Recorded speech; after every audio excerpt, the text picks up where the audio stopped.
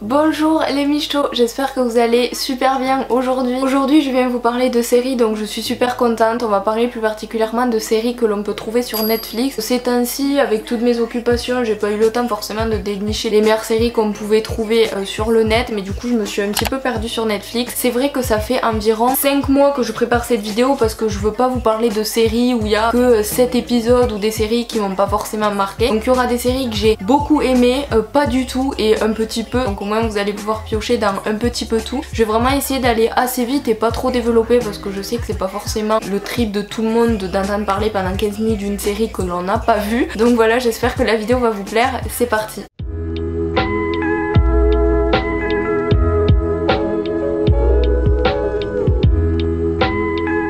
La première série que j'ai beaucoup aimée, et elle est sortie il y a vraiment très longtemps, mais je trouve qu'on n'en a pas forcément entendu parler sur YouTube, donc je me suis permise d'en parler dans cette vidéo. Donc il s'agit de la série Dracula. Il me manque mes bagues, je suis dégoûtée. Bon, c'est pas grave, mais je me sens nue des mêmes. Il s'agit de la série Dracula, donc c'est vrai que les puristes ont souvent du mal avec les remakes parce qu'ils sont souvent mal faits, mal adaptés et tu retrouves pas le petit mystère etc qu'il y avait dans les vrais Coppola ou dans les vrais films quoi. Donc du coup moi ce que j'ai bien aimé c'est qu'on prend Dracula et on lui rajoute un mystère en plus. J'ai trouvé vachement innovateur et beaucoup de prise de risque de la part du réalisateur de la série pour mettre au goût du jour un nouveau Dracula. J'ai eu vraiment un coup de cœur pour Agatha, la sœur que vous voyez dès le début de la série. Donc du coup j'ai trouvé ça cool qu'on intègre quand même des personnages importants qui font partie de la vie, de l'histoire du coup du personnage initial, donc le comte Dracula. Il y a énormément de non-sens parce que c'est une série pour moi qui n'a pas été assez aboutie. On aurait pu aboutir à plein de choses d'autres. Par rapport à l'épisode 2, quand vous allez voir il y a beaucoup de trucs qui collent pas ensemble etc. En fait moi j'aurais vu plutôt un film beaucoup plus développé et condensé aussi parce que des fois il y avait des trucs on s'en foutait un peu. Et pour la fin, pour ceux qui ont vu la fin, je vais pas en parler, mais c'est vrai que c'est une fin un petit peu ouverte, un petit peu en mode Roméo et Juliette. C'est vrai que c'est pas la meilleure série de la super qualité du fifou de l'univers, mais c'est vrai que c'est quand même une bonne série que tu regardes voilà pour te vider la tête, mais il y a quand même quelque chose. Pour moi cette série elle a quelque chose et c'est pour ça que je vous en parle. En plus c'est un acteur du coup que j'aime beaucoup, je l'ai découvert dans The Square l'année dernière, non il y a 2 ans, un film que vous devez vraiment voir qui est vraiment super cool. Et ce rôle du coup de vampire, de conte lui va vraiment à merveille. Je tiens à préciser que l'introduction en Transylvanie au 19e siècle, tous les plans et comment c'est amené, j'ai vraiment trouvé ça trop cool. Je veux pas en parler pendant 40 ans, mais en tout cas le jeu d'acteur est top, c'est super crédible, c'est très bien amené. Pas de notes dans cette série, dans cette vidéo parce que j'ai quand même eu du mal à les noter, donc en tout cas je la valide, c'est assez large. Mais du coup voilà, on passe à la deuxième série. Bon, ensuite on va faire une petite transition, on va plutôt parler une série que vous adorez tous, que vous connaissez tous, la saison 4 de Rick et Morty que j'ai regardé sur Molotov. Donc l'épisode 1 est l'un des meilleurs, je me suis poilée devant, il est super drôle et j'aimerais trop que vous le voyez aussi. Par contre l'épisode 2 et 3 pour moi sont les épisodes les plus ennuyants de tout l'intégrale de la saison. J'étais beaucoup sur mon téléphone, je parlais beaucoup avec Félix, mais voilà j'avais du mal à me mettre dedans. Mais l'épisode 1 c'est vraiment trop cool parce qu'on recommence quand tu t'attends à Rick et Morty depuis si longtemps que tu trouves enfin un site pour le regarder qui est légal, tu te poses dans ton lit, que tu regardes et là que tu retrouves tous les personnages, tout l'humour et toute la fantasy, c'est trop cool. Donc l'épisode 1 franchement chapeau. C'est un nouveau genre on va dire d'épisodes, une nouvelle saison qui est très bien amenée et qui est très drôle. Voilà on pourrait dire ouais c'est la 4e saison, ça peut être barbant, ben pas du tout, moi je me suis toujours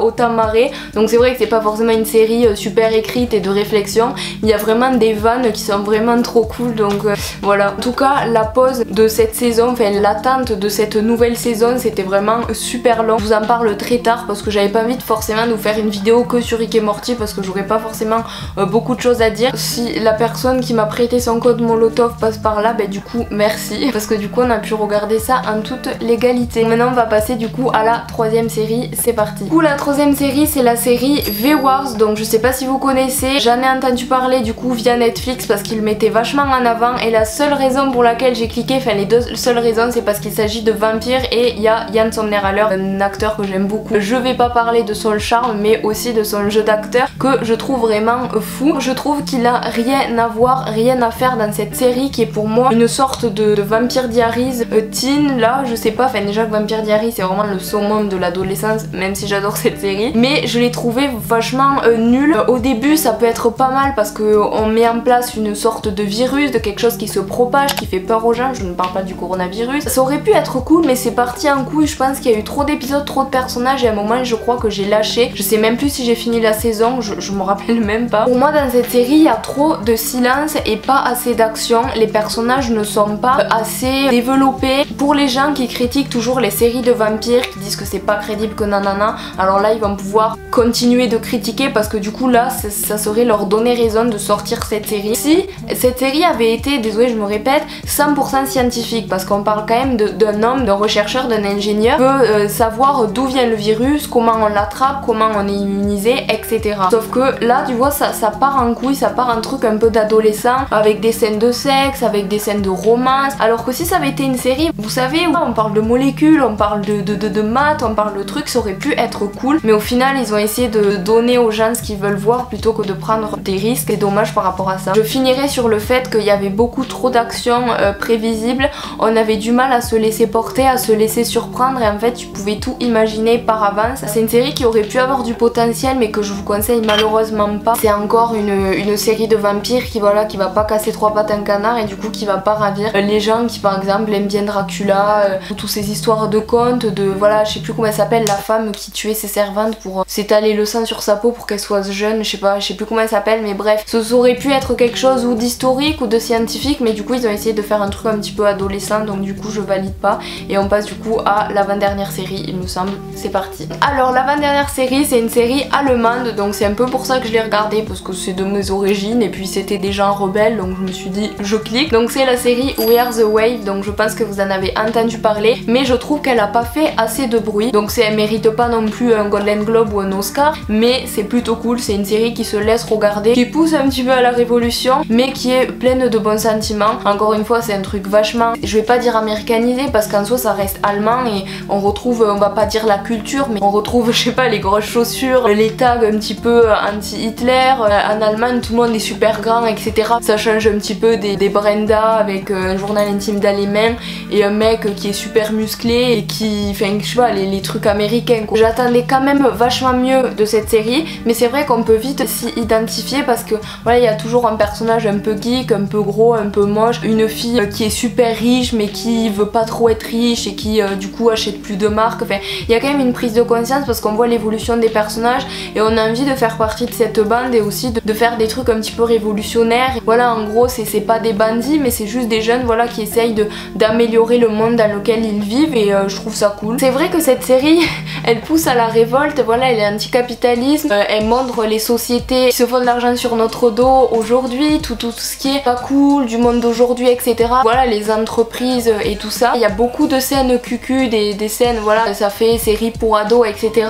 mais après on peut le regarder de notre recul. Par rapport aux musiques, il y a énormément de musiques qui sont trop cool. Je vous invite vachement à aller sur Spotify et à taper We Are the Wave et regarder toutes les musiques qu'ils ont utilisées dans cette série parce qu'il y a vraiment des trucs que j'écoute encore là aujourd'hui et qui sont vraiment cool. Je pourrais vous conseiller cette série mais c'est pas celle que je vous conseillerais de toutes ces vidéos, ça serait plus celle que je vais vous parler juste après et ainsi que Dracula que j'ai beaucoup aimé. Ça reste malgré tout des personnages caricaturés, enfin bref, voilà, du coup je reste un peu sur ça. Si ça avait été plutôt des, je sais pas, des gens qui sortent de l'université et qui viennent d'avoir tout juste un travail, qui comprennent un petit peu comment le monde fonctionne parce que c'est pas des jeunes collégiens ou lycéens qui vont capter qu'il y a des trucs qui tournent pas rond à part Greta Thunberg, mais bon bref, on va parler à la dernière série et c'est la plus connue donc c'est pour ça que je vous en parle en fin de vidéo. C'est parti. Alors la série qui m'a beaucoup plu depuis ces derniers mois et elle est sortie je sais depuis très longtemps mais je voulais vraiment partager mon avis sur cette série, donc c'est la série Gregory. Donc Netflix a réussi à faire un travail magnifique sur toute cette histoire. J'aurais peut-être vu 1 ou 2 épisodes de plus pour plus de détails parce qu'on a vraiment envie que la série ne s'arrête jamais, mais malheureusement si on avait trouvé le coupable, ben on aurait pu faire plus d'épisodes. Je trouve ça vraiment triste parce qu'on ne saura jamais ce qui s'est passé. Moi j'ai ma théorie, je vais pas en parler parce que ça reste assez politique, etc.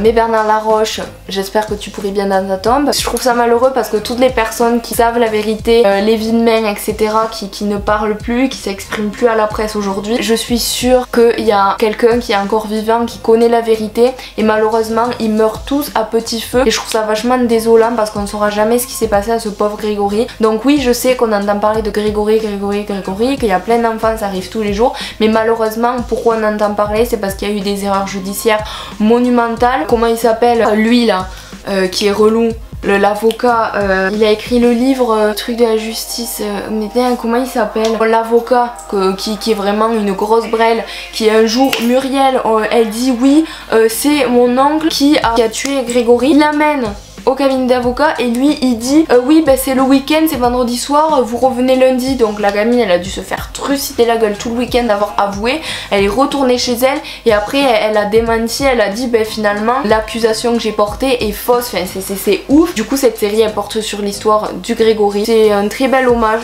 un reportage vraiment très bien amené. Je sais que les parents de Grégory ont répondu en parlant de ce reportage, qui ont remercié etc, enfin qui étaient très contents de ce qui est sorti, et je tiens à dire que pour ceux qui sont passionnés, on va dire, de cette histoire, qui s'intéressent, etc., n'hésitez pas à regarder la série parce qu'il y a beaucoup d'images d'archives qu'on n'a jamais vues ou qui étaient difficiles à trouver, donc il y a vraiment eu un travail autour de ça, notamment le journaliste aussi qu'ils ont réussi à retrouver, qui a beaucoup aidé Lévineman pendant toutes les accusations qui s'étaient portées sur eux, etc. Et c'est très émouvant, j'ai pas lâché ma larme, mais c'est vrai que j'étais beaucoup transportée par cette histoire qui m'a émue. Je tiens à remercier Netflix, même s'ils passeront jamais par là, pour ce reportage, pour cette série d'épisodes qui sont vraiment très bien réussis. Je me répète, mais c'est un très bel hommage. L'atmosphère qu'ils ont voulu ressentir est très bien passée. Ça reste l'histoire la plus lugubre, je crois, que j'ai jamais vue. Donc voilà, on finit sur une note un peu d'horreur, mais c'est pas grave. Bon, sinon, évidemment, je n'ai pas regardé cette série. J'ai fini plus ou moins South Park. J'ai regardé Intimidation, donc on dirait une série française, donc je la conseille pas trop, mais bon, l'histoire de femmes et tout, d'un nana qui se trompe et au final il y a des filles qui vont dire à leur famille ou à leurs cousins, les gens qui mentent dans leur famille, etc. J'ai regardé un petit peu ça comme ça. Un de mes coups de cœur, je développe pas parce que sinon j'en parlerai toute la vidéo, mais c'est La Victima numéro 8. C'est une série espagnole que j'ai regardée pour m'entraîner un petit peu. J'avais mis série espagnole, j'ai cliqué sur celle-là et au final c'était une série terroriste que j'ai adorée, donc vous savez que j'adore les séries sur les terroristes, telles que Homeland, telles que Atifum, enfin plein de choses. Donc du coup je vous la conseille vraiment si vous aimez les terroristes, si vous voulez apprendre un peu l'espagnol, etc. Ça c'est nickel. Du coup j'ai regardé In Extremis, un documentaire, une série documentaire sur les attaques terroristes démantelées par l'armée américaine, enfin le FBI et aussi allemand. Ça c'est super cool. J'ai regardé Mr Pickle sur Molotov, donc ça bon j'en parle pas parce que c'est mieux Rick et Morty quand même, mais j'ai beaucoup aimé Mr Pickles. J'avais regardé que 2-3 épisodes, donc du coup là j'ai pu finir, donc c'est cool. Ensuite qu'est-ce que j'ai regardé? J'ai commencé Viking, j'ai bientôt fini, donc j'aurai fini au moment où vous verrez la vidéo, donc je pense que j'accorderai une vidéo entière à Viking parce que c'est ouf. Du coup en ce moment je me refais Prison Break, donc c'est pour ça que j'avance pas trop dans les séries. Donc c'est tout, je crois que je vous ai